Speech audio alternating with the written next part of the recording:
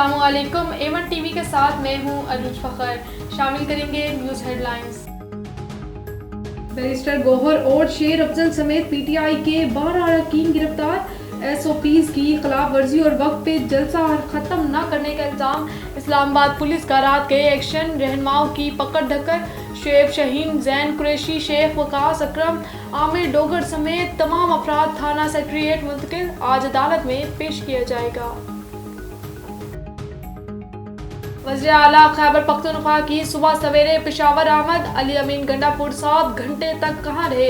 वज़ीर आला के इस्लामाबाद में सरकारी हुकाम के साथ तवील मीटिंग हुई। इजलास में अमन अमान की सूरत हाल पर तबादला ख्याल किया गया। पेशावर आमद पर वज़ीर आला ने रहनुमाओं के साथ आज ऑनलाइन मीटिंग की।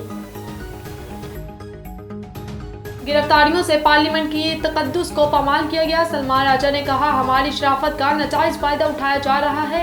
गौहर, शुएब शाहीन, शेर अफजल की गिरफ्तारी सुप्रीम कोर्ट बार की मजम्मत। सियासी सरगर्मियों पर गिरफ्तारियां बिला जवाज हैं।